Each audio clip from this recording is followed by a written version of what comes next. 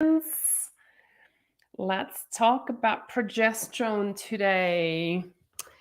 So just in case you're wondering why am I still sounding nasal, and I had COVID for the first time in 3 years. So well, first time ever, and it kind of kicked my butt. Everything was actually really smooth sailing, and I was recovering pretty quickly, like on a trajectory of a healthy individual who takes care of herself. But then it's kind of like it's been over the 2 weeks, over like it's been like 16 days now, and I still got it. I got it in my chest, and so I think I was just talking to my friend Dr. Lisa Song, who's a pediatrician, and she said, I told her that when I was 1 month old, I had pneumonia and I was hospitalized already, and so I think lungs are always going to be my weak point. When I lived in China, I was like one of those people who will be walking around saying, "Oh, it's so polluted today. I can't stand the air today. My lungs are hurting because it's so polluted." And people will look at me like I was a unicorn.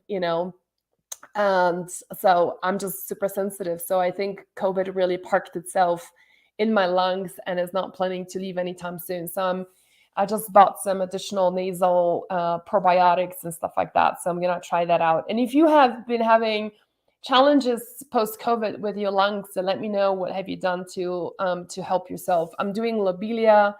I'm doing a couple of different herbs for coughs, but it doesn't seem to be easing off. So anyway, um, we're here to talk about progesterone today. So thanks for tuning in. And it's really one of the very much overlooked area when it comes to OBGYN, women's health.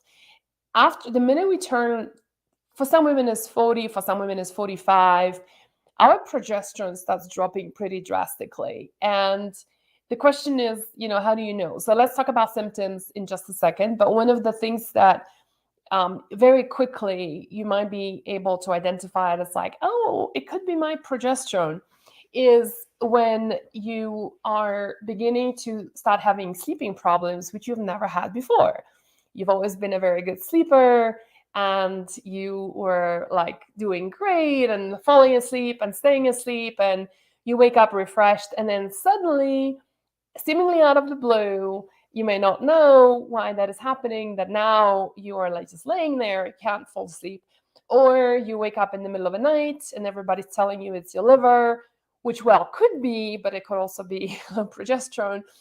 And suddenly that is just not you. And then you're trying all the different herbs, and sometimes some are working and some are not. And so that's like, I have found that how many of you here are experiencing that? Suddenly your sleep is just not the same ever since you turn 40 or 45.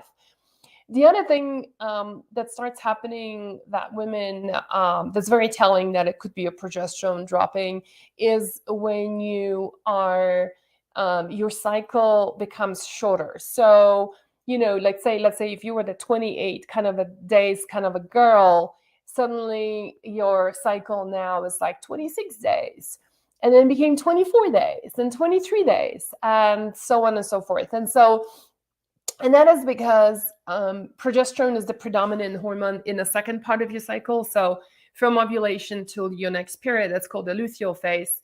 And this is when your progesterone starts dropping. Your progesterone is dominant. And so when it's insufficient, the cycle tends to get shorter.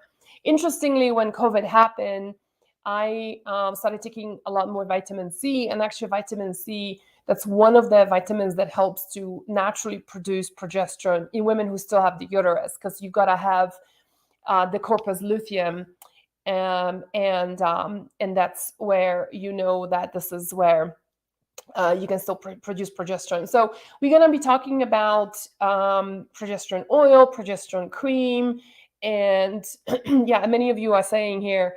And then, sorry, I also want to talk about like what are some of the natural ways that you can increase progesterone in case you do not want to do bioidentical hormones. Okay, so you have like a broad spectrum of options here. Many of you are saying that you've got your cycles are shorter. Yeah. So some of you are saying your sleep is definitely compromised for sure. So those are some of the things. But let's talk about even more symptoms that are correlated with low progesterone, excuse me, which you may not be realizing. Oh no.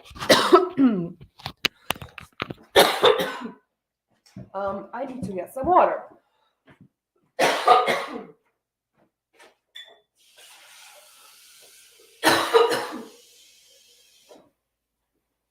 Now that has not happened in a while.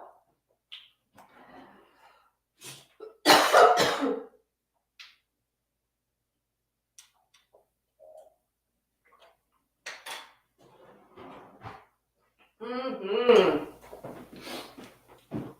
Sorry about that. Oh, okay.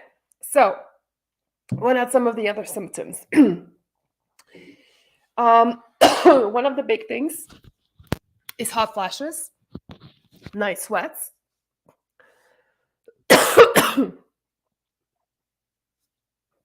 Jen, I need to stop for a second.